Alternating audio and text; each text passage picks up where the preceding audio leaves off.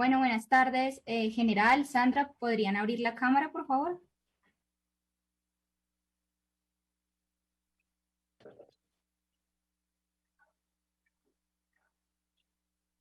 General. El saludo organizado de la Universidad de Rogers. Perfecto. Vamos a iniciar entonces con nuestro cuarto panel. Bienvenidas todas las personas, más de 400 personas que están conectadas con nosotros en estos momentos. Muchas gracias a nuestros panelistas. Mi nombre es Ángela Zorro, soy estudiante de la Universidad de Chicago y de la Universidad de Yale. Hoy para este panel de interpretación y contexto tenemos al general Jorge Luis Vargas, director de la Policía Nacional de Colombia, a Sandra Borda, profesora de la Universidad de los Andes y analista, a Roberto Angulo, director de la firma consultora Inclusión SAS, y a Diana Guzmán, subdirectora de Justicia. Para aprovechar el tiempo al máximo, no voy a hacer una introducción más profunda, y entonces, general, la palabra es suya. Muchas gracias.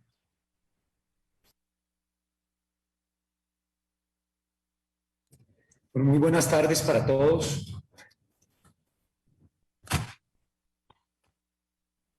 Permítame presentarme.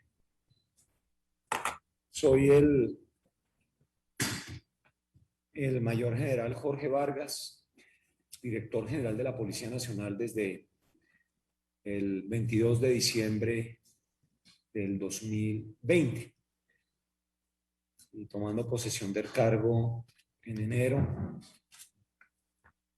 Desde esa época estamos liderando los destinos de la institución en Colombia.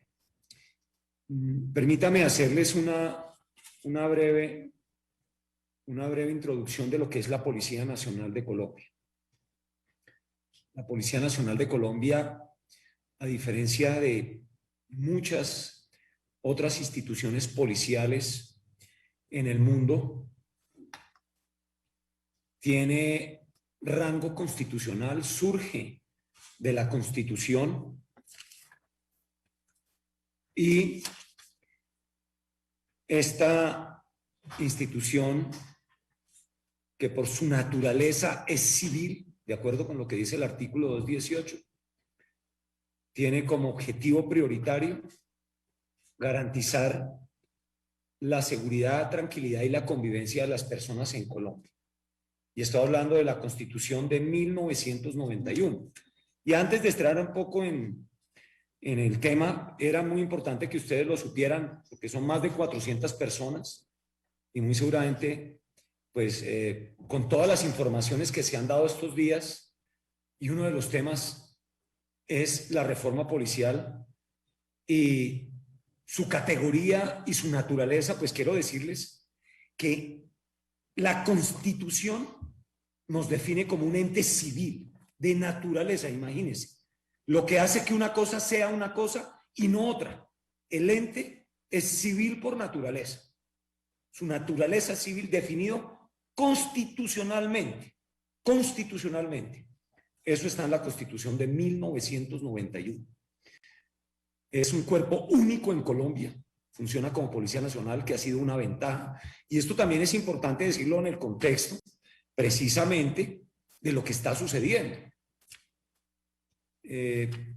No es el tema de este panel, que sé que es un panel académico, pero sí los invitaría a leer precisamente a los vaivenes políticos, politiqueros que en Colombia se han presentado, y que esa fortaleza de ser una policía única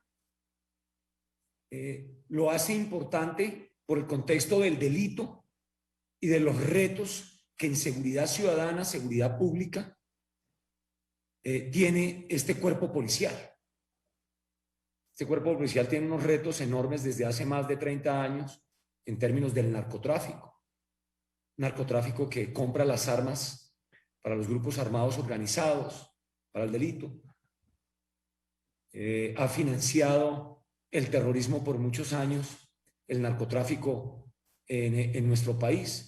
Y tener esa categoría de ser un cuerpo único, estar en todo el territorio y que cumple las funciones de policía ampliamente, especialmente de investigación criminal y de seguridad ciudadana, es una garantía. Y hoy se ve reflejado precisamente en la situación que estamos viendo. Somos 139.000 policías jurados, es decir, que hemos tomado posesión de nuestro cargo, con más de hoy aproximadamente 17.000, casi, perdón, 23.000 personas que hacen labores de apoyo entre auxiliares que prestan un servicio obligatorio en la Policía Nacional en términos de garantizar seguridad de instalaciones y de cercanía al ciudadano con no uniformados. En ese contexto de lo que es la policía, una policía única, nacional, desplegada en todo el territorio, una policía que cumple funciones de investigación criminal constitucionales, definidas por la Constitución también, definidas por la Constitución. Uno de los artículos principales de la Constitución dice: la Policía Nacional ejercerá en todo el territorio las funciones de policía judicial. Esto es demasiado importante, y las derivadas del artículo 218, por su naturaleza civil, tiene que ver con la seguridad, la tranquilidad y la convivencia de los ciudadanos, que es la misión fundamental de todas las policías en el mundo, concepto universal. Separar dos importantes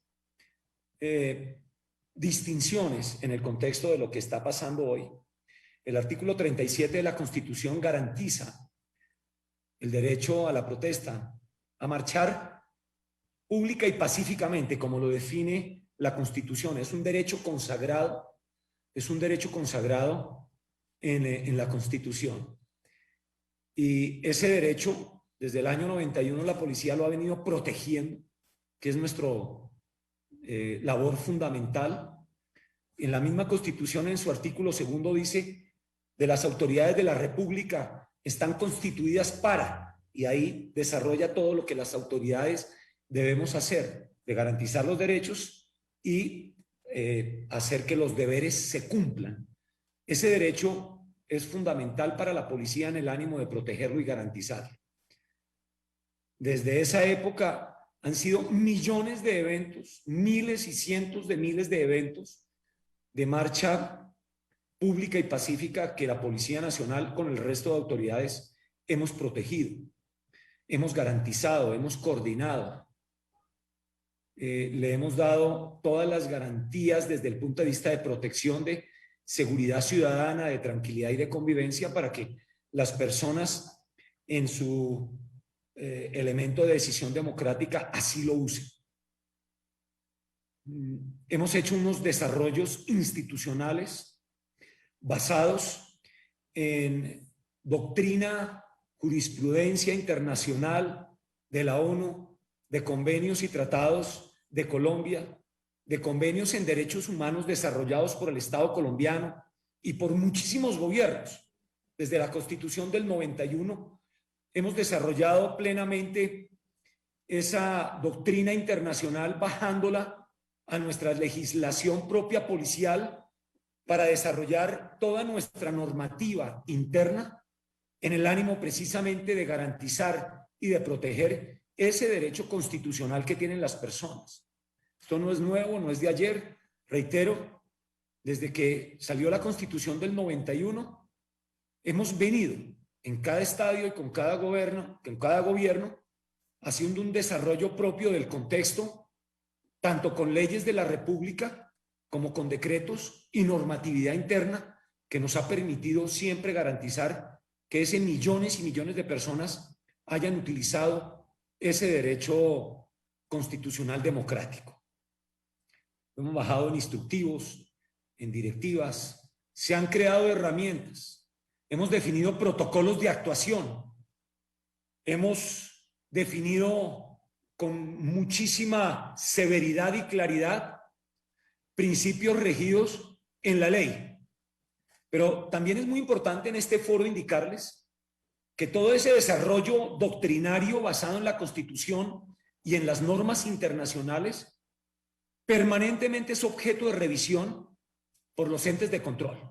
Hablo de la Procuraduría, hablo de la Contraloría, hablo de la Defensoría, hablo de la Fiscalía General de la Nación, pero también de entes internacionales como la ONU, como la OEA, que con ellos hemos tenido una relación supremamente amplia y transparente en generar en diferentes etapas de la vida institucional, después de la Constitución del 91, momentos de revisión procedimental en donde ellos han sido parte de la construcción de estos estándares de actuación de la Policía Nacional. De igual manera, en las múltiples actuaciones de la Corte Interamericana de Derechos Humanos, a lo largo de diferentes procesos, por diferentes temas, cuando han pedido información a través de los canales correspondientes, se han transmitido en el ánimo de que frente a esa autoridad judicial internacional se transmita la información. Quiere decir que nuestras actuaciones son revisadas permanentemente, pero además otra cosa, son públicas. Es decir, que el ciudadano haciendo uso de sus derechos constitucionales las puede pedir para revisión, como de hecho muchísimas organizaciones no gubernamentales, abogados del país, personas del común, así lo hacen permanentemente. Somos cumplidores de las acciones judiciales que en Colombia se emanan a partir de la acción de tutela, como un derecho también fundamental a la protección de los derechos individuales constitucionales de las personas. Y en medio de esas muchísimas tutelas que se han dado en Colombia a lo largo de estos más de 30 años, también se han respondido a los jueces de la República y en muchos han sido parte de fallos o de esos entes jurídicos o de los máximos tribunales de Colombia como la Corte Suprema. Quiere decir que esta construcción procedimental, estandarizada, basadas en normas, no solamente es legal, sino que es legítima por todo lo que hemos hecho para que sea una construcción en el ánimo de garantizar ese derecho fundamental. No solamente es legal, es legítima, porque la hemos validado con muchísimos entes y durante muchos años. Para nosotros es fundamental esas dos cosas, que no solamente se soporte en la ley, sino en la legitimidad, en este caso nacional e internacional, de nuestros procedimientos. Esa manifestación pública y pacífica está supremamente, pero supremamente, reitero, reglada. Inclusive vamos en avanzada en el mundo policial. Yo le pido que me vaya diciendo cómo estoy de tiempo para que no me puedo pasar, porque sé que si ustedes me van diciendo cómo voy de tiempo para yo no excederme. En general nos quedan 4 minutos. 4 minutos, perfecto. Este es un derecho que tenemos fundamentado nosotros con muchísima claridad. 2. Pero por el otro lado, hay disturbios, hay violencia, y eso no es manifestación pública y pacífica, y lo digo con absoluta claridad, no solamente legal, sino también legítima. Porque es que la persona que quema un bus, la persona que hoy en Colombia se han afectado más de 118 instalaciones policiales, más de 1.129 vehículos de transporte público entre incinerados, vandalizados, estaciones de transporte totalmente quemadas, más de 205, 52 automotores particulares afectados, vehículos civiles, de personas de la comunidad, cámaras afectadas, semáforos, 28 peajes afectados, entre ellos muchísimos quemados. Hoy estamos capturando a 6 responsables de la quema de un peaje, que esos peajes son para que las vías sean buenas, el recaudo es para eso. 357 establecimientos comerciales afectados, 211 vandalizados, 146 completamente hurtados, saqueados completamente. Los últimos 11 fueron en Buenaventura hace 2 días. Ayer quemaron un banco nuevamente en Bucaramanga y ayer quemaron un CAI, un comando de atención inmediata de la policía, una unidad pequeña, comunitaria. Fue quemado, es contradictorio, en el Parque de los Niños en Bucaramanga, en el Parque de los Niños. y muchísimas más destrucciones. Esto no es manifestación pública y pacífica. No es un derecho constitucional consagrado tirar piedra y quemar, vandalizar vidrios, dañar estaciones de transporte público y masivo para que no puedan funcionar. Lo digo con mucha claridad jurídica, pero también legítima, porque son millones de colombianos los que hicieron la Constitución del 91. Y eso es lo que da la legitimidad para indicar que eso no es un derecho constitucional. Eso no es un derecho constitucional. Es un delito consagrado en nuestro Código Penal colombiano, en una ley. Se llama obstrucción en vía pública, se llama daño en bien ajeno, se llama daño en bien público, se llama tentativa de homicidio, se llama todos los delitos descritos. Y en eso tenemos que intervenir, porque a los funcionarios públicos se nos juzga o por omisión, es decir, por dejar de hacer, o por nuestras acciones. Y en esto ya para terminar, porque sé que el tiempo es todo hecho cometido por un policía de manera individual, tiene que ser castigado con todo el peso de la ley, cuando es con dolo, en el debido proceso, porque estamos en una democracia. Estamos en una democracia y a todas las personas se les respetan los derechos fundamentales consagrados en la ley. Lo rechazamos y pediremos perdón por toda una actuación negativa y también de antemano pedimos perdón si algún policía comete un hecho indebido. Le pido perdón a la comunidad internacional y a todos los colombianos. Nunca hemos dado una orden ilegítima, jamás, para que un policía de Colombia cometa un acto contrario a la ley. En estos días hemos ya más de 6.500 eventos pacíficos con miles y miles y miles y miles de manifestantes que los hemos acompañado, protegido, pero también van más de 1.100 intervenciones de la Policía Nacional en donde han habido delitos que han dejado personas heridas, personas fallecidas, que han dejado policías heridos, discúlpeme, fallecidos, y muchísimos daños. Esas personas que cometen esos actos tienen que ser llevados a la ley, porque no es manifestación pública y pacífica, es delito consagrado en la ley colombiana. Y le tengo las cifras, es que son enormes los daños. Los bloqueos en Colombia han dejado llegar oxígeno a los hospitales. Se han muerto personas, un bebé que no nació en una ambulancia aquí cerca a Bogotá. Se han muerto miles de animales que no han tenido su alimento. Han perdido el empleo cientos y cientos de personas en Colombia. Las pérdidas son millonarias al aparato de producción que da empleo. Eso no es manifestación pública y pacífica. No es. Acompañamos, respetamos, doy la vida como policía. Ofrezco mi vida por la manifestación pública y pacífica para protegerla, para protegerlos a ellos. Pero el otro es delito. Constantemente estamos viendo hechos de afectación en todo tipo, a la vida de los colombianos, a los bienes de los colombianos. Esto es una democracia.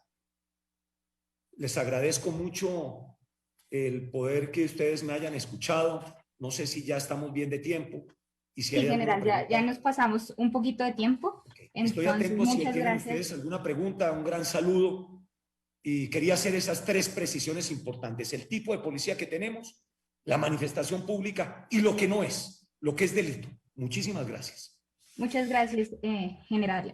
Vamos a ir ahora con Sandra Borda, profesora de la Universidad de los Andes y analista. Hola Ángela, muy buenas tardes y buenas tardes a todos y a todas. Yo básicamente voy a centrar lo que voy a decir en 3 puntos esenciales que creo que son los que desde el punto de vista puramente político, porque me imagino que Roberto nos hablará del escenario y del contexto económico, puramente desde el punto de vista político, ayudan a entender un poco lo que está sucediendo y le pueden dar a uno señas y claves sobre la dirección en la que se debe mirar para salir un poco de la crisis en la que nos encontramos. Y esos 3 puntos rápidamente tienen que ver el primero con la evolución de la protesta social como ejercicio de participación política en Colombia. Dos, con la crisis de representatividad por la que estamos atravesando, y tres, con el escenario particular de la protesta actual y cómo, digamos, el primer y segundo punto, como grandes problemas y grandes retos se intensifican y se profundizan con varias de las dinámicas que están teniendo lugar, particularmente con la respuesta institucional a las manifestaciones. Entonces, el primer punto es un punto sobre realmente en el que todo el mundo está de acuerdo. La gente que ha estudiado protesta social en Colombia ha insistido en que la evolución de la manifestación, del ejercicio de la protesta ha sido supremamente rápido durante los últimos años. Creo que hay un punto de quiebre fundamental en la Constitución del 91 que permite, concibe y casi que estimula el derecho a la protesta como una forma de participación política complementaria a la participación política que por supuesto tiene lugar desde el punto de vista representativo. Digamos que la Constitución del 91 abre el espacio y las posibilidades desde el punto de vista formal y legal. Perdón, paréntesis, Ángela, no puse a andar el reloj, entonces hazme señas con el tiempo, porfis, porque olvidé ponerlo acá. Entonces, parte de lo que sucede con esto es que la Constitución del 91 abre el espacio formal y legal, y el proceso de paz, la negociación de paz entre las FARC y el Estado, y el final de una parte muy importante del conflicto armado, abren un escenario de posibilidad, esta vez no legal, sino político, para la protesta social, en un sentido muy particular, y es que durante todos los años del conflicto armado, muy particularmente las élites gobernantes decidieron construir un discurso político alrededor de la protesta social que en todas las ocasiones apuntaba a construir y a enmarcar la protesta social como una suerte de fachada política del accionar de la insurgencia armada.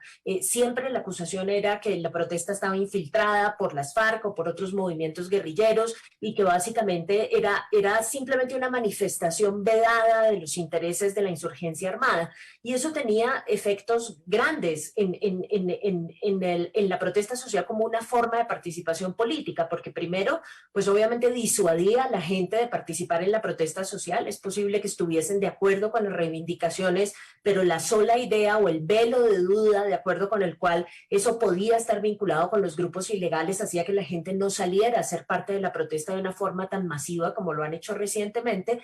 Y dos, era una herramienta para deslegitimar rápida y en forma muy expedita las reivindicaciones que se llevaban en la protesta social. Es decir, básicamente si eso era fachada de los grupos insurgentes, no había ninguna necesidad de prestar atención a las demandas que la gente estaba llevando a la calle y mucho menos de transformar esas demandas en una forma de política pública.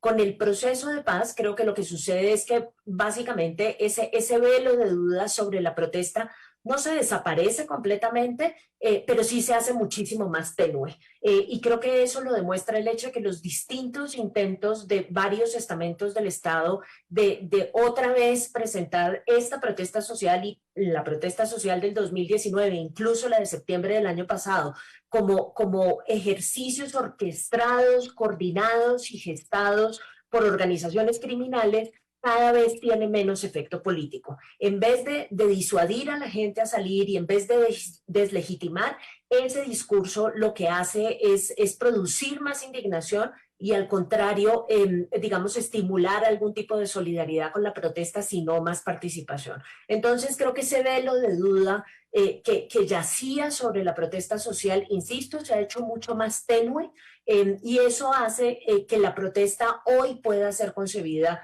como un mecanismo de participación política expedito para mucha gente, y que en una muy buena parte se constituye en un sustituto de las formas de participación muy propias de la democracia representativa que, como les quiero mostrar aquí con un par de gráficos, pues claramente se encuentran en una situación de crisis enorme. Y ese es mi segundo punto. El segundo punto tiene que ver con el déficit o el déficit de representatividad por el que estamos pasando. Y esta es la última gráfica que quería mostrar. Esta es la primera.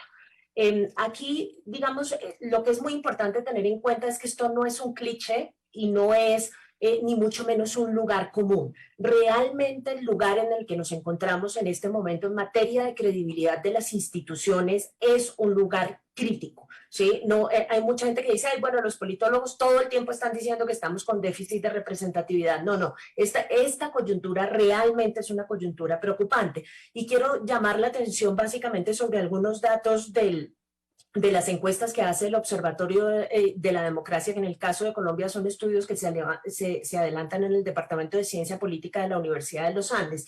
Este primer gráfico, yo creo que es un gráfico muy elocuente de lo que está pasando. La primera línea, la línea verde, muestra el apoyo a la democracia, que es casi como una cuestión de principio. Allí lo que ven es que ha habido una reducción, no es una reducción tan grande, pero la gente sí sigue creyendo que entre todas las formas posibles de régimen político, pues la democracia es la menos mala, si quieren ponerlo en esos términos. El problema está con la línea amarilla, que es la línea que le pregunta a la gente no si cree por cuestiones de principio en la democracia, sino si se siente satisfecho con el desempeño de la democracia. Y allí la reducción es tremendamente preocupante, porque ya lo que se encuentra es que, fíjense, para el 2020 es solamente el 18.2% de los entrevistados, y quiero resaltar que esta encuesta es una de las encuestas que tiene una muestra más grande, luego estamos hablando de algo, digamos, supremamente representativo. Esto lo que está mostrando es que la gente simplemente cree en la democracia como principio, como grupo de reglas del juego, pero no siente que las instituciones democráticas estén respondiendo directamente a sus necesidades y a sus reivindicaciones. Insisto, la caída es una caída importante que tiene lugar, y yo creo que esta es una pregunta que hay que hacerse, porque se van a dar cuenta que todas las caídas pasan entre el 2012 y el 2013, y esa es una pregunta sobre el porqué de esa caída. Yo creo que es una pregunta gruesa que todavía no se ha contestado bien, pero el punto es, para lo que nos interesa ahora, que la gente en general tiene la percepción de que las instituciones del Estado y las instituciones de la democracia no están respondiendo a sus necesidades. Este segundo gráfico apunta más o menos en la misma dirección. Desafortunadamente aquí los datos no los tengo sino hasta 2018, pero otra vez estamos hablando de la confianza en las tres ramas del poder público. Lo del Congreso está más o menos estable en la caída desde el 2013, el sistema de justicia más o menos estable, con el presidente hay un repunte, pero digamos esto es mucho menos instituciones y tiene que ver mucho más con la persona, digamos, que se encuentra en el poder y la circunstancia política en la que esté. Esta tercera es otra que es muy preocupante y está directamente vinculada con lo que está sucediendo en el escenario de protesta. Tiene que ver con la identificación partidista. Esto lo vienen mostrando esta y muchas otras encuestas. Ante la pregunta sobre el nivel en el que la gente simpatiza con algún partido político, la gran respuesta, 74%, es ninguno. ¿Sí? Y eso sumado a esta gráfica, que es una gráfica de Contrial, que es uno de los estudios que adelanta la fundación de John Sudarsky. Eso lo que está mostrando en una muy buena parte es que no solamente hay un nivel de detachment, si quieren, de separación grande entre los individuos y las instituciones propias de la democracia, estatales y no estatales, porque allí se incluyen partidos políticos, sino que adicionalmente no solo no se sienten representados, sino que tampoco les generan confianza. Miren la caída en muchas instituciones aquí, fíjense, están incluidas muchas cosas que no tienen que ver directamente con el Estado, están gobiernos municipales, están organizaciones sociales, es decir, aquí estamos hablando de todas las instituciones en donde eventualmente uno tendría la esperanza de que se geste tejido del capital social, no solamente instituciones estatales, insisto. Y lo único que sí se dispara es, por supuesto, la percepción de la corrupción, ¿no? Que es una combinación terrible de cosas, porque es la combinación entre la falta de confianza en la y todo lo contrario, la creencia de que las instituciones están allí para convertirse en botín político de la clase política y nada más. Toda esta crisis de representatividad, y este último gráfico solamente lo traía para hacer el tercer punto y ya voy a volver sobre él. Toda esta crisis de representatividad, ¿qué efecto produce y cómo se constituye en condición de posibilidad para lo que está pasando? Si las instituciones de la democracia representativa ya no le son funcionales a la gente para que transmita sus demandas, para que transmita sus reivindicaciones y para que de una forma u otra las utilice como canal de transmisión hacia el Estado, entonces no queda otra alternativa distinta a la participación política que la protesta social. ¿Sí? No, si ya la gente siente que ese no es el sitio por donde se pueden tramitar las cosas, estos escenarios cada vez más grandes de protesta social pueden estar también en una muy buena forma respondiendo a la crisis de esas instituciones.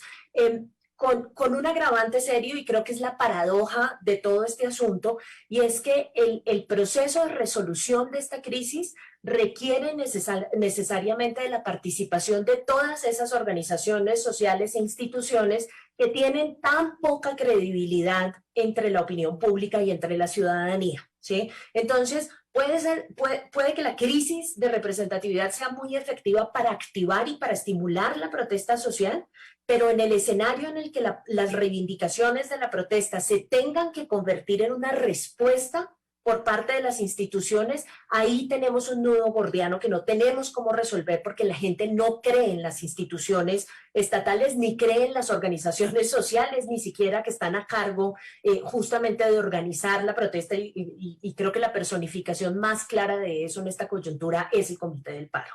Entonces, toda esa crisis, insisto, potencializa formas de participación política de un lado, pero nos pone en un escenario de resolución de conflicto supremamente complicado.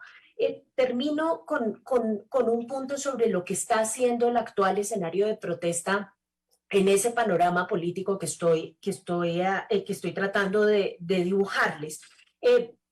Parte de lo que significa que se privilegie una versión o una interpretación de la actual crisis como una crisis de orden público y no como una crisis social, es justamente que la respuesta de las instituciones ante la protesta y ante digamos, el ejercicio de participación política en el que se encuentra la gente en la calle, contribuye a intensificar esa crisis de representatividad en la que nos encontramos.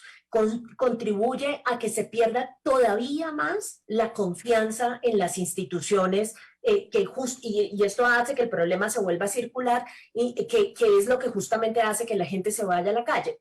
Solamente doy un ejemplo, pero quiero hablar de otro par de cosas rápidamente. Fíjense cómo después de las protestas del 2019, de todas formas, hay una caída importantísima de la credibilidad y de la confianza, más bien, que tiene la gente en la institución policial.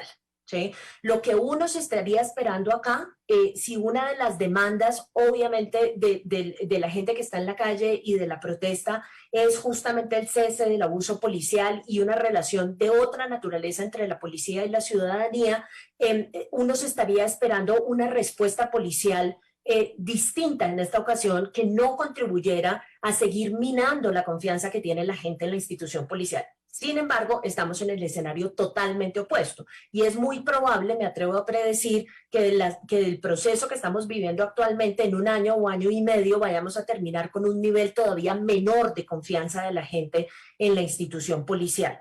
Doy ejemplos adicionales de cómo esto está también deteriorando la confianza en las instituciones. El papel de los organismos de control, que es tan importante en el ejercicio de defender los derechos de la ciudadanía en un escenario de protesta, está hoy más que nunca en absoluto entredicho. La discusión todo el tiempo gira alrededor de la falta de independencia que tienen esas organizaciones frente al poder del gobierno y frente, digamos, a la política misma muy de orden público que tiene el gobierno frente a la protesta y la percepción constante que tiene la gente es que instituciones como la Defensoría del Pueblo, como la Procuraduría, ya no son instituciones que estén a cargo de la defensa de los derechos humanos y de la protección de los ciudadanos, sino que ahora más bien están alineadas con los intereses del gobierno y ya no se puede contar con ellas.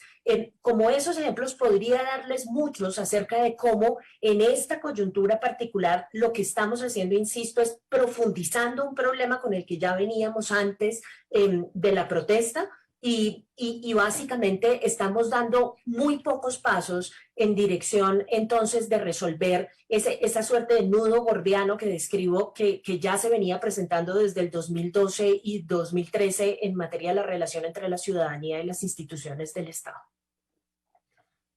Muchas gracias, Sandra, y muy juiciosa con el tiempo. Vamos entonces ahora con Roberto Angulo. Buenas tardes, Ángela. Un saludo a todos los panelistas y a los asistentes al seminario. Voy a compartir mi presentación. Tengo unas cifras para basar mis mensajes en ellos.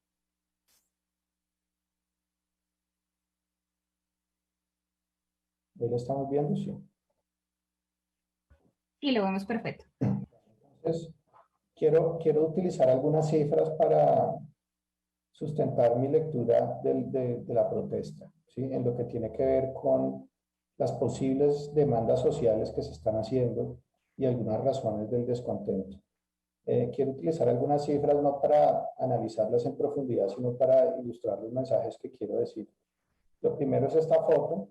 Esta foto es lo que conocimos en Bogotá como el trapo rojo, ¿sí? Más o menos en abril, mediados de abril, cuando ya teníamos 2 semanas de pandemia y de confinamiento estricto, empezaron a aparecer estos trapos en la ventana, trapos rojos. Yo en ese entonces estaba trabajando en el distrito, ayudando a implementar todo el esquema de transferencias de emergencia. Y este trapo lo que quería decir es que las personas no tenían las 3 comidas diarias, ¿sí? Nosotros en Bogotá estábamos enfrentando un reto gigante y era poder hacer transferencias monetarias a la población que estaba en situación de pobreza, habiendo arrancado con 40.000, aproximadamente 40.000 hogares con transferencias monetarias en marzo, y teníamos que llegar a casi 900.000, ¿sí? Algo que nunca se había hecho. Cuando estábamos trabajando empezaban a salir estos trapos rojos, pero no únicamente en barrios pobres extremos, empezaron a salir en barrios vulnerables e incluso de clase media. Es una imagen que da cuenta del cambio social acelerado en la época del COVID y sobre la cual voy a ir ahora. Yo tengo 2 puntos esenciales aquí para tratar de dar luces sobre el descontento basado en indicadores sociales. Hay otras razones de descontento. No pretende ser esto un análisis cerrado y suficiente. Lo primero es que la protesta probablemente condensa placas tectónicas de frustraciones crónicas que ha tenido Colombia, ¿sí?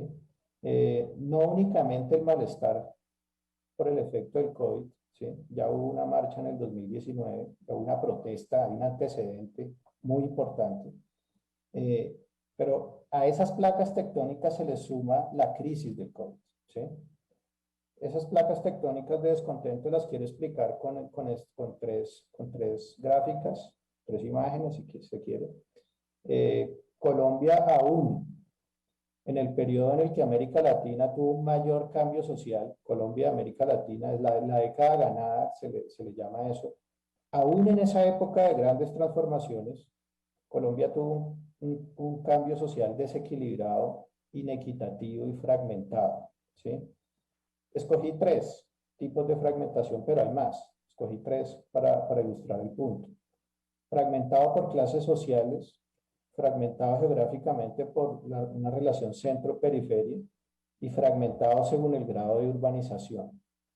Esta es una gráfica, digamos, muy ilustrativa, que es la de clases sociales del Banco Mundial, según las cifras del Banco Mundial.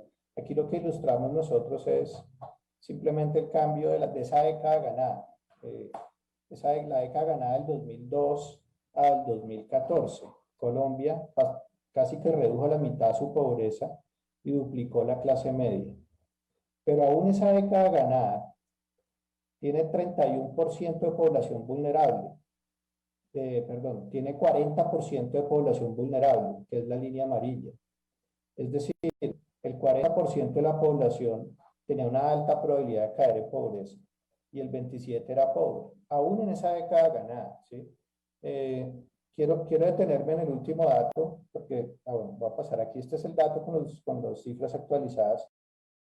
Parémonos en el dato del 2019. Colombia tiene 35% de pobres antes del COVID, 31% vulnerables, es decir, no pobres con alta probabilidad de caer en pobreza, y 30% de clase media. La clase alta sería de 2.6%, la clase alta que aparece en la encuesta, que no es la clase alta, digamos, de súper ricos que llaman. Esta foto nos está diciendo que Colombia, prácticamente antes del COVID, era un país partido en 3 pedazos, ¿sí? En una población que no tenía para la canasta mínima de pobreza. En otra población casi de igual tamaño, viviendo en la ansiedad de tener un alto riesgo de caer en pobreza, y una clase media de apenas 30%, con algunas privaciones, ¿sí? Con Alejandro Gaviria y Liliana Morales hicimos un paper sobre esto, y lo que veíamos es que esta clase media, más o menos el 60% de los hogares, tenía al menos un perceptor informal, ¿sí? Es una clase media que había crecido también con una fragilidad. Así recibimos nosotros el choque COVID, con un país fragmentado con distintas agendas sociales de la pobreza, de la vulnerabilidad y de la clase media. La segunda es un país fragmentado en centro-periferia. Este es el mapa del índice de pobreza multidimensional en Colombia, según el censo 2018. Entre más oscuro es el color fucsia, pues más pobres, más concentración de pobreza hay, entre más claro, menos. Y aquí se ve una relación que ha sido reiterativa en los estudios de pobreza, desde el primer estudio de pobreza que se ha hecho en Colombia, ¿sí? En 1890 se hizo un estudio de pobreza en Colombia que decía, somos islas Bogotá es una isla de la salud rodeada de un océano de miasmas. Esa relación centro-periferia ha sido retratada desde que existen estudios de pobreza en Colombia. El centro siempre está mejor que la periferia, tanto en lo urbano como en lo rural. Y una tercera fragmentación es por el grado de urbanización. Aquí están las diferentes áreas según grado de urbanización de la OECD, las zonas predominantemente urbanas, las zonas intermedias, y a medida que nos movemos hacia la derecha es como si nos fuéramos alejando del rural cercano al rural remoto. El dato que está ahí es el índice de pobreza multidimensional promedio. El grado de urbanización también fracciona el cambio social en Colombia. Si nosotros metiéramos los municipios del posconflicto, serían un quinto grupo, serían más pobres que el predominantemente rural remoto. Así ha progresado Colombia, así ha tenido cambio social y así redujo su pobreza a la mitad y duplicó su clase media con esta fragmentación. Llega el choque COVID y digamos, es un choque muy fuerte, no me voy a tener aquí, varias de estas cifras son ampliamente conocidas, pero el nexo principal es el mercado laboral y las aglomeraciones económicas que tienen como escenario la ciudad, ¿sí? Ese choque que entra por el nexo del mercado laboral exacerba desigualdades que ya existían, ¿sí? ¿Cuáles son 3 de esas principales desigualdades que ya existían? Primero, la desigualdad por sexo, ¿sí? Aquí está la crisis, aquí está, por ejemplo, la caída en la tasa de ocupación de hombres y mujeres. Noten ustedes que la línea azul clara es la de mujeres. Tiene su punto más bajo en abril, llega a 33%, en comparación a la de hombres que es 54%. En el caso de la tasa de desempleo igual, 25% de la de mujeres en el punto más crítico de abril versus 17% en el caso de hombres. Entonces el choque lo que hace es exacerbar estas desigualdades. El cierre de colegios genera una carga de cuidado en las mujeres, demorando aún más la búsqueda de trabajo y demorando aún más esa situación de inactividad.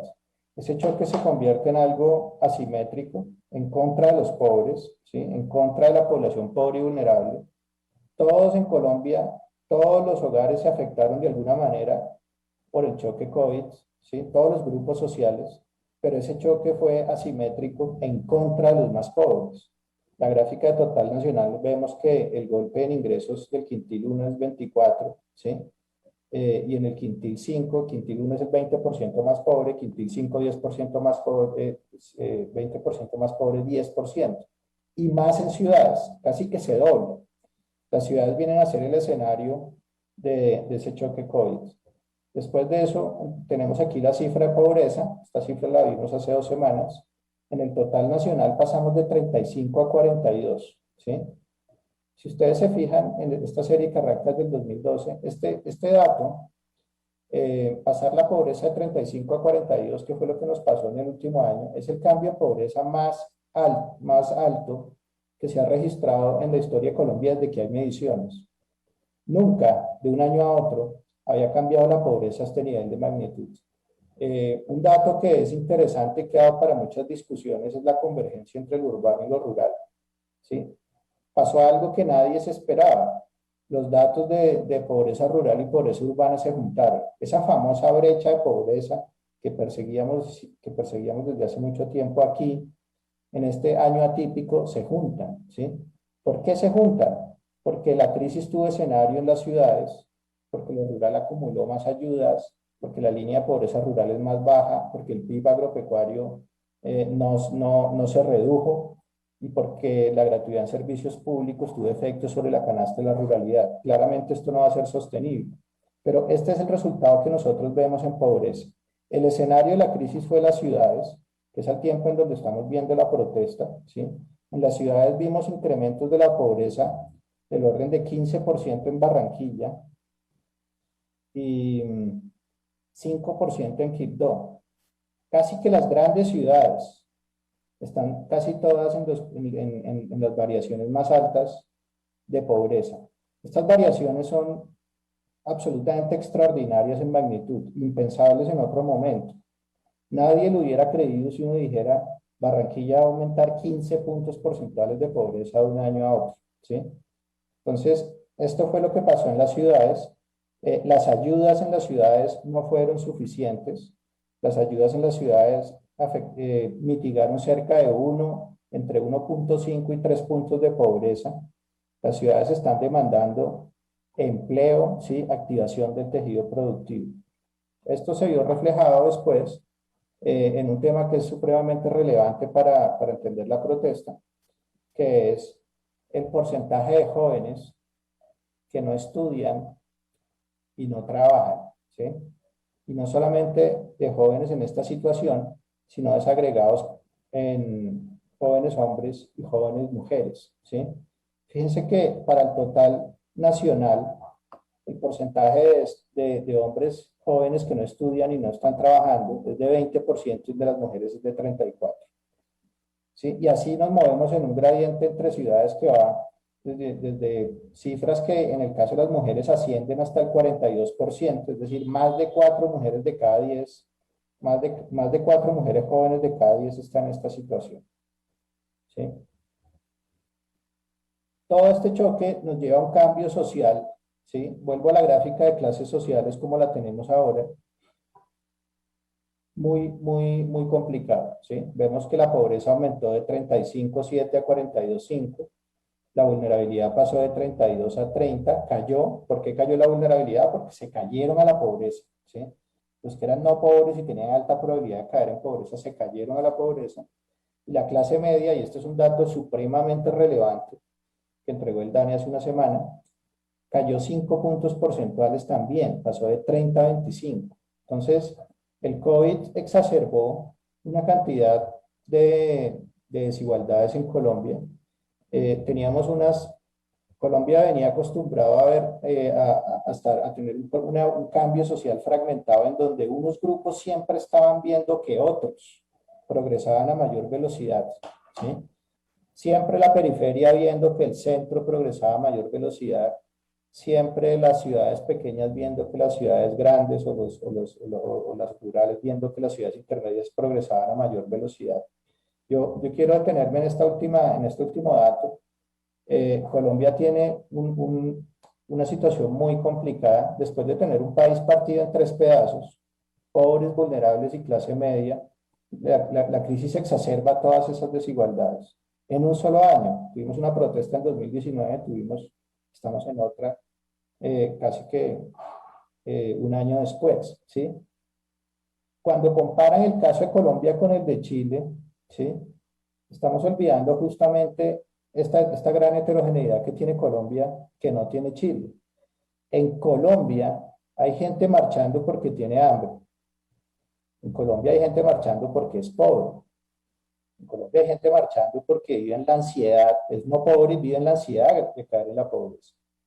En Colombia hay gente, ahí sí como Chile, de clase media, que está marchando porque encuentra que las inversiones que ha hecho en educación no tienen nacidero en el mercado laboral, ¿sí? Pero no es solo una agenda social la que está detrás. Todo este país fragmentado, todo este cambio social que ha sido fragmentado e inequitativo, está convergiendo en un cruce de caminos en las ciudades, que fue el escenario del COVID, y allá adentro están todas esas demandas sociales revueltas, ¿sí? La minga marchando, ¿sí? Se puede juntar contra grupos poblacionales vulnerables o de clase media, cada uno con sus frustraciones y sus descontentos, cada uno con sus demandas sociales que son bien distintas, ¿sí? Esa es como la lectura que yo quería hacer con los datos. Muchas gracias. Muchas gracias, Roberto. Hay varias gente ya en el chat preguntándonos que si puedes hacer pública la presentación después del evento. Sí, claro. Súper, súper. Ahora vamos para terminar el panel con Diana y luego vamos a las preguntas. Ya tenemos varias represadas por aquí. Hola, buenas tardes a todas y a todos. Muchísimas gracias a quienes organizaron este evento y este panel. Creo que es una gran oportunidad para entablar diálogos desde distintas perspectivas. La perspectiva de la que les quiero hablar hoy es una que incorpora elementos de dos de mis áreas de trabajo, que son el derecho constitucional y la resolución de conflictos, en particular la teoría de la negociación. Y acá entonces el punto de partida del que quiero con el que quiero empezar esta intervención es pues el reconocimiento de que estamos en una crisis. Tal vez una de las crisis más complicadas que hemos enfrentado en Colombia en los últimos años, el espiral de la violencia en el que nos encontramos y las graves violaciones a los derechos humanos que estamos enfrentando nos tienen ante la posibilidad de un enfrentamiento social sostenido o incluso de un giro autocrático. Y eso, por supuesto, es muy complicado para la democracia. A pesar de que hay variaciones regionales importantes, lo cierto es que necesitamos enfrentar esta crisis. Una crisis, por supuesto, siempre trae también algunas oportunidades. Y es en clave de eso, de intentar ver algunas oportunidades democráticas que quiero hacer este análisis. Estas oportunidades, creo yo, se pueden dar si reconocemos que es fundamental desescalar el conflicto y generar las condiciones para que haya un diálogo democrático amplio. Un diálogo democrático en una sociedad que es cambiante. Ya Roberto y Sandra lo han mencionado, pero también personas que han participado en otros paneles lo hicieron. Estamos ante una sociedad colombiana cambiante, con riesgos de profunda fragmentación, pero en todo caso una sociedad que está cambiando y que está buscando nuevas formas de relacionarse y nuevos entendimientos. Pero en donde en todo caso la violencia sigue siendo una alternativa ampliamente aceptada y eso hay que reconocerlo, pero también intentar enfrentarlo por vías democráticas.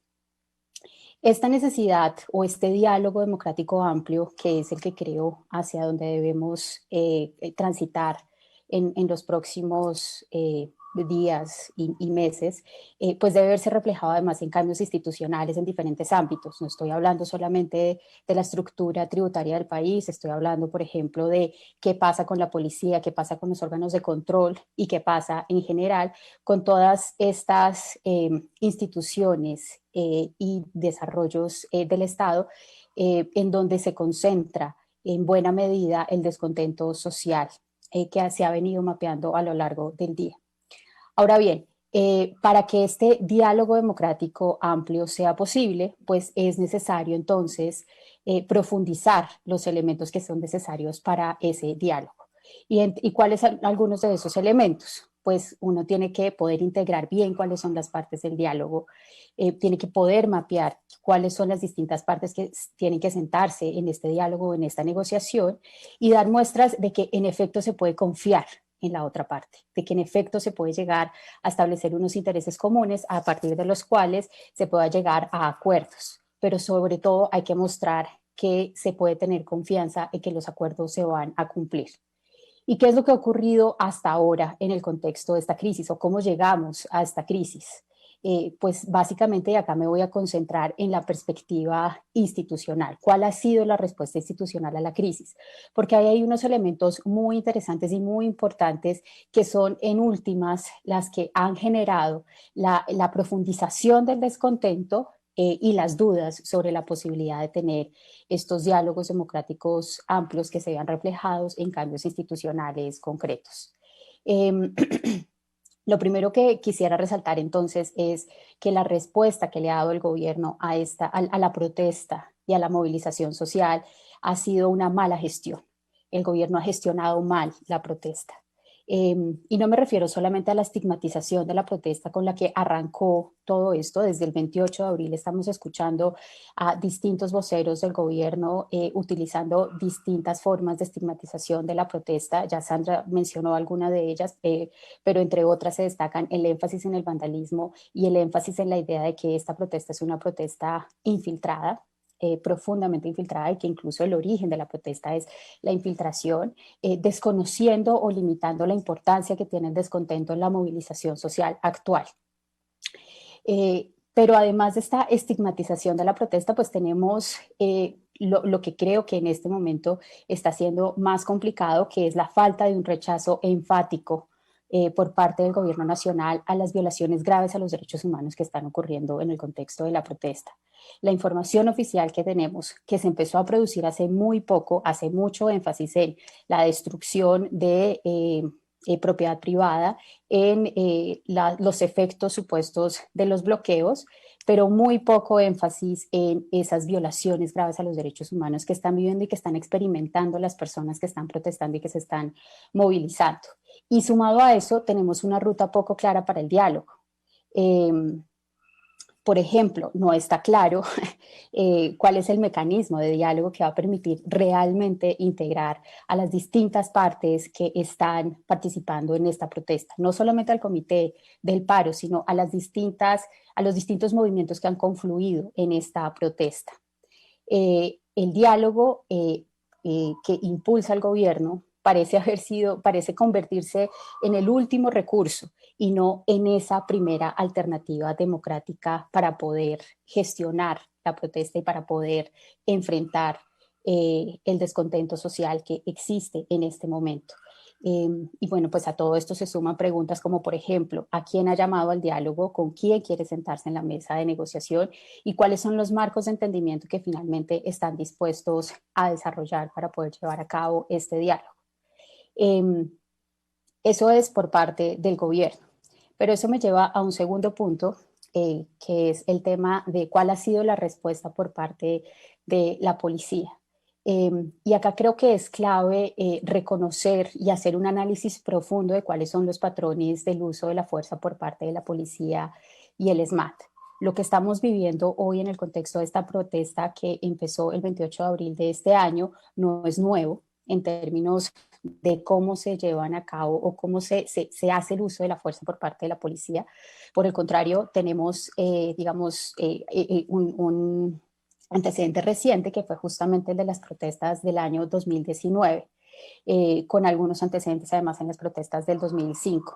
Pero lo que ocurrió en estas protestas del 2019 me parece que es particularmente relevante porque ya desde ese momento era posible hablar de unos patrones de actuación por parte de la fuerza pública que pueden ser considerados como una situación sistemática de violación de las prerrogativas constitucionales en materia de protesta.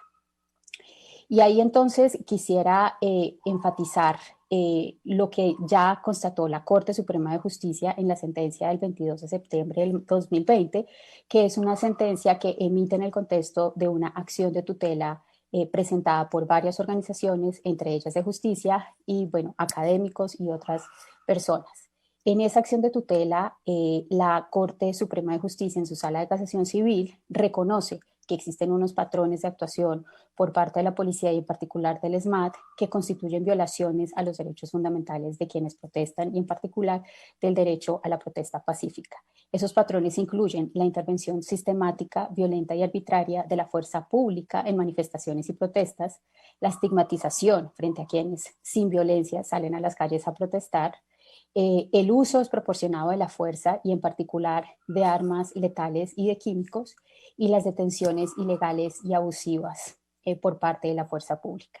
Estos son patrones que ya fueron corroborados por la Corte Suprema de Justicia y que lo llevaron de hecho a emitir una serie de órdenes concretas destinadas a enfrentar, pero sobre todo a evitar la recurrencia de este tipo de hechos de violencia, que no solamente son desafortunados, sino que son violaciones de derechos humanos que deberíamos rechazar como sociedad. De hecho, la Corte Suprema de Justicia hace un llamado a la necesidad de recuperar la confianza de los ciudadanos en las instituciones, pues reconoce que este tipo de hechos lo que hace es justamente socavar esa confianza que debería existir en las instituciones.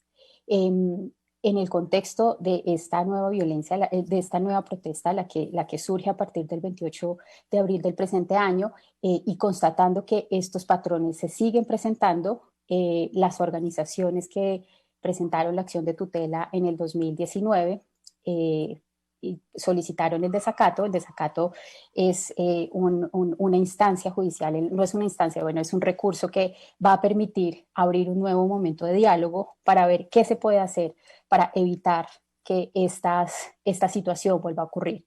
Pero lo cierto es que hay una pregunta subyacente y es, ¿qué significa construir instituciones para la paz y no para la guerra? Porque lo que parece existir en Colombia es una policía que históricamente se ha pensado para la guerra, que se ha pensado para perseguir al narcotráfico, pero que no necesariamente se ha pensado para la paz ni para contribuir a la solución pacífica de conflictos sociales. Se trata de una institución que entonces, a pesar de que sí, en efecto, tiene constitucionalmente una naturaleza civil, realmente ha sido profundamente militarizada y tiene algunas dificultades en su diseño constitucional. Ese diseño constitucional es ambiguo y genera algunos problemas para que exista un adecuado seguimiento por parte de la sociedad, pero sobre todo un adecuado control en materia de derecho constitucional e incluso de derecho penal. Ahora bien, todo esto lo que ha hecho es profundizar la desconfianza. Ya Sandra mostró algunas de las cifras, así que no me voy a detener en ese punto, pero esta profundización de la desconfianza se ve además pues profundamente afectada por el proceso de debilitamiento de otras instituciones del Estado. Y acá quisiera simplemente resaltar que los órganos de control en el país, en este momento, a quienes están marchando no les están representando garantías suficientes de independencia, imparcialidad y objetividad. Por el contrario, han tenido un papel limitado y ambiguo en esta crisis. Se destaca la falta de información transparente y sólida por parte de estos órganos de control, pero además los riesgos que se derivan del hecho de que han sido históricamente o recientemente cooptados por el propio gobierno. Procuraduría, Fiscalía vienen del gobierno. Tanto el procurador como la procuradora como el fiscal vienen del gobierno y eso genera dudas importantes sobre cuál va a ser su rol en la resolución de este tema. Existe entonces esta percepción generalizada de falta de independencia y parcialidad que hay que enfrentar. Y voy a terminar entonces señalando algunos puntos sobre qué tenemos que hacer o qué necesitamos hacer para salir de esta crisis. Lo primero es, yo sí creo que hay que profundizar qué es lo que entendemos por derecho a la protesta. La protesta es un elemento fundamental para la democracia. Y claro, sí, puede que genere algunas restricciones de otros derechos, pero porque como todos los derechos entra en tensión con otros derechos, pero lo cierto es que la protesta es un derecho constitucional que implica un elemento disruptivo. No toda forma de protesta y no todo bloqueo es un delito. Por el contrario, solo excepcionalmente podría llegar a serlo. Y por eso profundizar la respuesta democrática es fundamental. A mí sí me parece muy complicado que en las palabras del general director de la policía, se haga tanto énfasis en cuáles son los niveles de destrucción que ha dejado la protesta, pero no se haga ninguna mención sobre las víctimas de violencia física que han sido resultado de la forma como se ha ejercido la fuerza por parte de la policía y en particular del ESMAD. No se habla nada de los 43 homicidios presuntamente cometidos por la fuerza pública. Y eso creo tiene profundas consecuencias. Si no rechazamos las violaciones a los derechos humanos ocurridas en las últimas semanas, estamos ayudando a profundizar la crisis para la democracia. Y eso es un mensaje que hay que profundizar, porque es que si no, no van a haber las condiciones para un diálogo efectivo, democrático y amplio. No se trata de romantizar la protesta, tampoco de demonizar a la policía, pero sí de reconocer que necesitamos tener unos pactos éticos mínimos y los derechos humanos nos pueden ayudar a tener esos pactos éticos mínimos. Por eso creo que para salir de esa crisis es fundamental, además de desescalar la violencia y profundizar el diálogo, profundizar la democracia local. Ahí hay unas sugerencias de distintos académicos sobre cómo podemos avanzar en la profundización de la democracia local y necesitamos sobre todo que esos diálogos tengan o se vean reflejados en unas respuestas institucionales que deben pasar por cambios profundos, por ejemplo, en la propia policía, y también que deben pasar por ejemplo, la investigación independiente, imparcial y oportuna de las violaciones, de las violencias y de las violaciones a los derechos humanos ocurridas en las últimas semanas. Con esto cierro. Muchísimas gracias por el espacio para la conversación. Bueno, muchísimas gracias a todos nuestros panelistas. Les cuento que tenemos muchas preguntas y les pido disculpas anticipadas a las personas que nos han escrito. Por temas de tiempo no podemos hacer todas las preguntas que se hicieron, pero vamos a hacer el mejor esfuerzo por tratar de incluirlas todas. Varias preguntas que conectan a lo último que dijo Diana, la subdirectora de Justicia para la Policía. Antes de abrir las preguntas, quisiera pedirles que tratemos de ser breves y muy concisos para contestarlas, ya que de esa forma hay preguntas para cada uno de los panelistas y quisiéramos que al menos cada uno respondiera una. Entonces, general, la pregunta que está haciendo la gente en repetidas ocasiones en el chat es si no se han dado estas órdenes ilegítimas, como usted nos está contando y nos está dando ese parte de confianza, ¿qué ocurre con los videos que la gente está viendo en redes sociales, que están mostrando uso excesivo de la fuerza, y cómo se está manejando esto al interior de la policía? Y bueno, responder un poco a la pregunta que hace de Justicia sobre el énfasis en unas cifras, pero no haber explicado hoy las otras cifras. Sí, muy rápidamente, le agradezco la pregunta. Son actos que tienen que ser investigados de manera individual. Al no darse las órdenes, son procedimientos que son de cada una de los policías, y afortunadamente tenemos esa información para que sean investigados de la manera más rápida posible, transparente y siempre independiente. Aquí también a De Justicia les digo, toda la información se la hemos dado a la Fiscalía y a la Procuraduría para que lo hagan también en su poder preferente sobre las investigaciones. De manera clara lo hemos dicho. Y aquí hay unas responsabilidades en cada uno de ellos frente a los hechos. Son miles y miles y miles, reitero, de manifestaciones públicas que hemos acompañado, pero también miles de disturbios los que han habido. Y en esos hechos, que caiga todo el peso de la ley frente a eso. No hay sistematicidad porque no hay órdenes que se han dado. La policía está en una reforma desde hace dos meses, con el Congreso se presentó. Yo llevo 4 meses como director y le presenté precisamente al Congreso de la República nuestra petición de reforma en derechos humanos, en procedimientos, en labor disciplinaria y transversalización de nuestra gran modelo de derechos humanos del más alto nivel. Estoy en eso en este momento. 3, frente a los hechos del año pasado, que es un claro ejemplo, ya se han dado capturas de policías responsables por los hechos del año pasado. con investigaciones independientes de la Fiscalía General de la Nación. Pero quiero hacer énfasis. Y todas las cifras, es que no son 43 los muertos que dicen que fue por la policía. La Fiscalía General de la Nación, que es un ente totalmente independiente del gobierno y de la policía, ha dicho que son 14 en donde están relacionados con la manifestación y algunos de ellos, que lo va a esclarecer, estarían relacionados miembros de la fuerza pública. Que se esclarezca y que caiga todo el peso de la ley cuando se compruebe que fue cometido por un policía. Entonces también el tema de cifras es muy importante, escuchar a las personas que de manera independiente las instituciones que lo tienen, como en este caso quien esclarece un homicidio en Colombia es la Fiscalía. Todos los hechos, ayer estuvimos en Mesa Nacional de Garantías con las plataformas de derechos humanos, recibimos toda la información y esperamos que la Procuraduría, la misma policía y la Fiscalía dé claridad lo más rápido posible. Y queremos que sean órganos independientes, que lo hagan.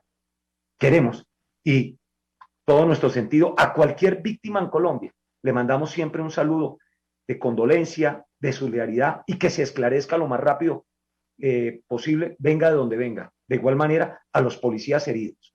También los policías somos objeto de los derechos humanos. También. Y queremos que haya muchas voces en Colombia y se los digo a todos, que por favor, somos objeto de los derechos humanos. Pero toda la transparencia para que se haga, toda. Y que las cifras, todavía no hay ningún fallo por desaparecidos. Son personas a ubicar, en donde todos los días se están ubicando personas. Entonces, la narrativa también en esto es muy importante, y digo la narrativa, que sea una narrativa coherente, que sea una narrativa apegada al concierto de derechos humanos. Y ayer estaba yo escuchando a la delegada de los derechos humanos para Colombia, a la doctora Juliette de Rivero, en donde ella está acompañando todo el proceso de investigación independiente y tenemos toda la disposición para que se haga, toda la disposición. Y avanzando en la reforma, con el BID estamos comenzando ya un trabajo integrado con expertos en el ánimo de contribuir aún más en la propuesta que le hemos hecho al Congreso de la República de transformación y de reforma de la policía. Muchas gracias. Muchas gracias, general. Y bueno, creo que la respuesta del general conecta muy bien con la siguiente pregunta que tenemos para Diana y Sandra, y es: el general nos habla de entes independientes, pero los datos de Sandra y lo que nos cuenta también Diana es que aquí hay una crisis de legitimidad y de confianza por un sector importante de la ciudadanía. Entonces, la pregunta es un poco compleja, es primero, ¿cómo leen ustedes esta crisis de confianza y legitimidad que hay? ¿Hace parte de una tendencia global? ¿Hace parte de procesos locales y nacionales que están yendo por distintos lados?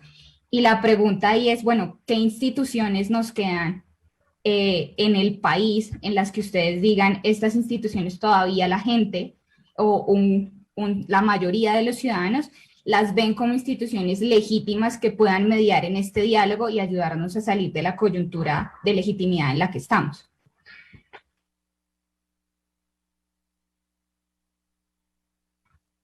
¿Quieres empezar, Diana o Sandra? Diana, hazle. Bueno, si quieres voy yo. Bueno, lo primero es, yo creo que esta situación de desconfianza y de falta de legitimidad de las instituciones no es nueva en Colombia, por supuesto, y se remonta a varios años, indiscutiblemente. Hay distintos estudios que muestran que la falta de presencia del Estado en distintas regiones ha hecho pues que la legitimidad se vea socavada. Eso tiene distintos matices también, pero lo cierto es que al menos en relación con los órganos de control, yo creo que en los últimos años sí ha habido un debilitamiento fundamental de estos órganos de control. Lo que ocurrió durante este gobierno con el nombramiento de Defensoría, Procuraduría y Fiscalía ha sido muy complicado, porque en todos los casos no se buscó personas que llevaran a cabo una función de control efectiva, sino que son personas cercanas al presidente. El fiscal ha dicho públicamente que es amigo personal del presidente, pero además viene del gobierno y tiene un historial de mal manejo de cifras. y hay muchas dudas sobre, por ejemplo, cómo se lleva a cabo el manejo de cifras al interior de la Fiscalía, no solamente en relación con la protesta, sino también en relación con las violaciones en contra de defensores y de violaciones a los derechos humanos en contra de defensores y defensoras de derechos humanos. Ahí el tema de las metodologías, claro que es fundamental. ¿Cómo hacemos o cómo hizo la Fiscalía para saber en tan poco tiempo que se trata solamente de 14 las personas supuestamente fallecidas en el contexto de la protesta? Ahí necesitamos más claridad, necesitamos más transparencia, que se muestre más claramente qué es lo que está pasando. Pero más allá de eso, y ahí voy a conectar con la respuesta al general, yo sé que no debería, pero una cosa cortica, y es, sí, es cierto, las metodologías cuentan, es importante que tengamos más claridad sobre el tema, pero 14 personas ya es mucho. 14 personas ya debería decirnos, esto no puede pasar en el contexto de una protesta, así no le puede responder la fuerza pública a la protesta pacífica. Y eso no se justifica 14 personas, así sea 14, así no sean las 43 que han reconocido por ejemplo, temblores. Eso ya está mal y deberíamos rechazarlo y deberíamos ponerlo en el centro del debate, porque no tiene sentido que en una sociedad democrática en la que necesitamos realmente hacer una transición a la paz, esto siga ocurriendo. Sandra. Yo solamente diría frente al fenómeno de la debilidad institucional que por supuesto que sí hay componentes de carácter global y regional en esto. Desde hace rato mucha gente viene hablando de la crisis de la democracia liberal y de la crisis de las instituciones de la democracia liberal, y eso en una muy buena parte es lo que ha propiciado, digamos, la gestación de todas estas formas de populismo de izquierda y de derecha. Y creo que digamos, en una muy buena parte de esa crisis global, digo yo, es explicada pues justamente porque en el proceso digamos, de consolidar esas instituciones se fueron desconectando paulatinamente del interés de la gente y de la agenda de la gente, pero creo que además ahí pasó algo que es todavía más preocupante, y es que muchos políticos empezaron a leer claramente las encuestas y a darse cuenta de ese desencanto y le jugaron al desencanto, ¿no? Y hacen política con el desencanto y constantemente están construyendo un discurso político que no contribuye a consolidar y a transformar las instituciones para ponerlas al servicio de la gente, sino que todo lo contrario, a veces parece un discurso de tierra arrasada con las instituciones, ¿no? Yo creo que el ejemplo más elocuente de eso a nivel internacional es Donald Trump, pero yo creo que acá en Colombia también tenemos en ambos espectros, en ambos lados del espectro político, digamos, gente que también está jugándole al capital electoral que genera sumarse a esa desilusión y decir, si las instituciones no sirven, ya basta con las instituciones. Para ponerles el ejemplo más claro, me parece, por ejemplo, que toda esa gente que le está apuntando a la reducción en el número de congresistas, que le está apuntando a la reducción al salario de los congresistas, que está jugando a castigar a las instituciones y a la clase política por no servirle a la gente, pues está perdiendo de vista totalmente que lo único que no necesitan las instituciones en un momento de falta de credibilidad tan grande es reducirlas aún más y quitarles más poder. Lo que se necesita es transformarlas. Ahora, yo sí creo que toda esa tendencia internacional tiene un capítulo muy aparte en Colombia, porque inclusive si uno compara los datos de Colombia con los datos del resto de la región, insisto, esa caída del 2012 al 2013 luce un poco estrepitosa, y creo que, digamos, hay elementos que están vinculados con la creciente polarización en la que venimos desde el inicio del proceso de paz. Hay elementos que están vinculados obviamente con la incapacidad de las instituciones de reformarse, porque todas las ocasiones en las que se ha intentado, digamos, cambiar la estructura de partidos políticos, cambiar la estructura, las reglas del juego electoral para acercarlos mucho más a la gente, pues es la misma clase política la que reacciona evitando que eso suceda. Recuerden que los mismos acuerdos de paz planteaban la posibilidad de hacer una reforma política, que hubo una misión de expertos que recomendó, digamos, temas y reformas particulares muy expeditas para cerrar un poco ese bache de representatividad en el que estamos, y eso finalmente no vio, digamos, un futuro feliz. Entonces, yo creo que ahí digamos, no solamente estamos en un lugar especial en el momento de la crisis, sino que estamos muy peligrosamente, sobre todo en un momento electoral, nutriendo un poco ese discurso antiinstitucional, y yo no creo que esa sea la solución. Todos esos movimientos ciudadanos que constantemente están buscando hacerle veedurías, por ejemplo, al Congreso, deberían estar orientando esa veeduría, consolidar la actividad del Congreso y no a terminar simplemente la reputación del Congreso a punta de denuncias y a punta de pues decirle a todo el mundo que no están trabajando. Digamos, ese no es el problema. Realmente el problema no es que no estén trabajando. Tenemos un problema más grueso. Los datos de John Sudarsky, vuelvo y los cito porque son súper elocuentes. Él muestra cómo la gente, al muy poco tiempo de haber depositado un voto por sus representantes, ya ni siquiera se acuerda quiénes son, porque el vínculo de representatividad después de que se deposita el voto se rompe en un lapso pero muy corto. Entonces, algo está pasando ahí que tiene que ver, yo creo, principalmente, pero esto puede ser sesgo profesional, con diseño institucional, y que creo que hay que reformar profundamente, pero digamos, ha faltado el liderazgo y ha faltado como un camino mucho más expedito para lograr justamente que esas instituciones hagan un ejercicio de autorreflexión y se transformen para otra vez volverle a dar la cara a los ciudadanos que son sus principales usuarios. Muchas gracias, Sandra. Y antes de que se me olvide, que sí, también nos puedes compartir los datos que presentaste, que a la gente también le parecieron muy interesantes. Por supuesto.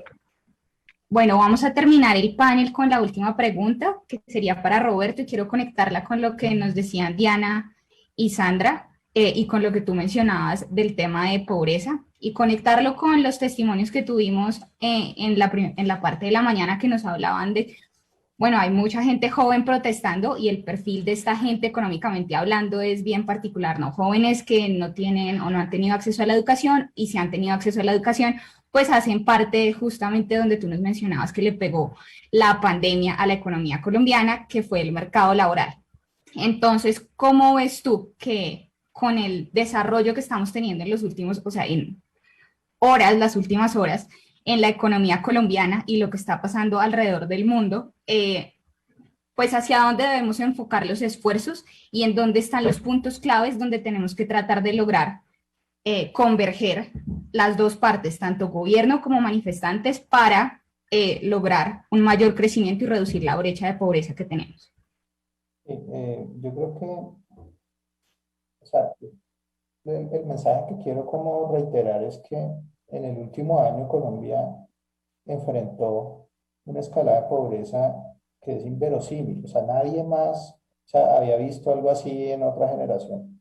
En un mes estábamos aumentando pobreza de lo que en el pasado hubiera podido ser un año, ¿cierto? Cuando la gente dice eso es necedad o no se toman en serio, digamos, la protesta y el descontento por el hecho de que no hay claridad puntual y técnica en las demandas, porque puede que no haya un vacío de representación de muchos de los jóvenes. No está viendo lo evidente, y es que hay 2.78 millones de personas de las grandes ciudades que entraron a la pobreza extrema en 12 meses. Estar en la pobreza extrema es no tener plata para comprar un mercado que garantice el mínimo calórico. Ni siquiera estamos hablando de otras cosas distintas a alimentos. 2.78 millones de personas entraron a la pobreza extrema en un año, se sumaron a los que ya habían. Por tanto, el descontento está más que justificado, ¿sí? Está más que justificado. Ahora, lo que hay que hacer es separar. Ahora, me preguntas, ¿qué es lo que hay que hacer o para dónde debemos ir?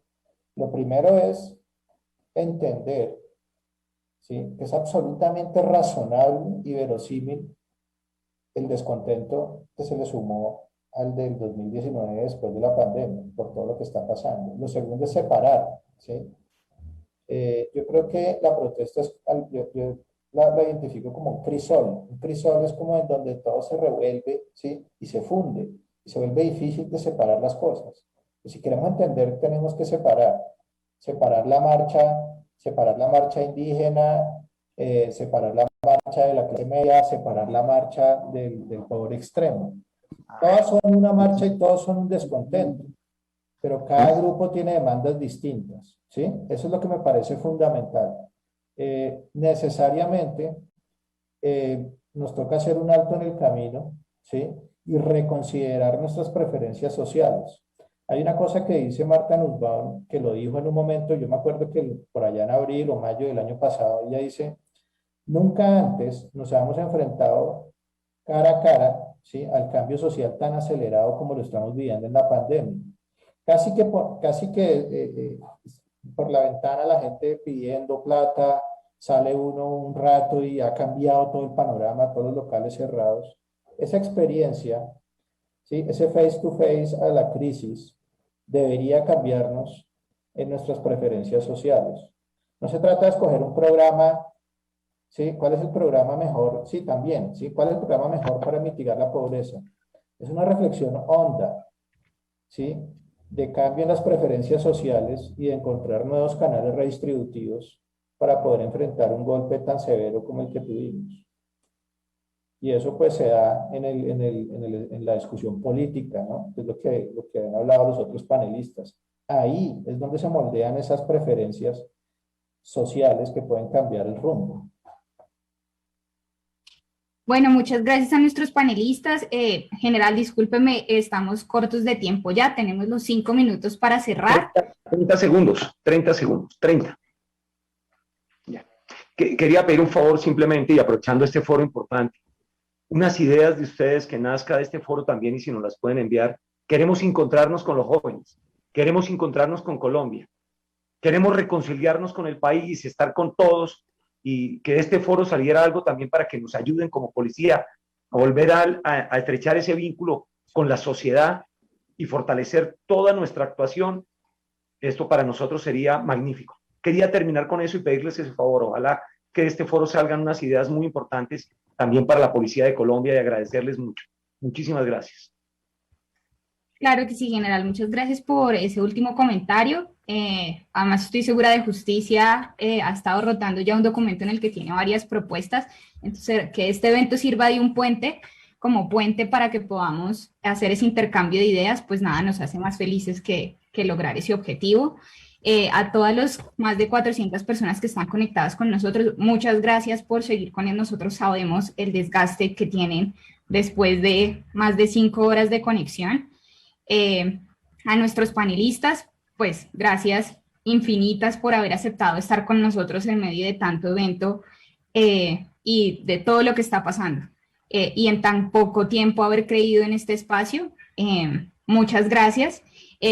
Ahorita seguimos con el evento de Perspectiva Internacional, donde vamos a tener personas de la organización WOLA, vamos a tener personas de la Fundación Conrad, de la American Civil Liberty Unity y de la Universidad del Rosario. Entonces los invito a quedarse conectados. Nuevamente, mil gracias a todos por creer en este espacio y esperamos que este sea el primero de muchos eventos donde podamos hacer lo que nos dice el general, tener un intercambio de ideas para lograr lo que nos dice pues Roberto y Sandra, ¿no? Invitarnos a salir de esas ideas clichés en las que a veces caemos y empezar a pensar un poquito más profundo cómo logramos el país que queremos y el país que le debemos a nuestros jóvenes. Muchas gracias a todos. Gracias.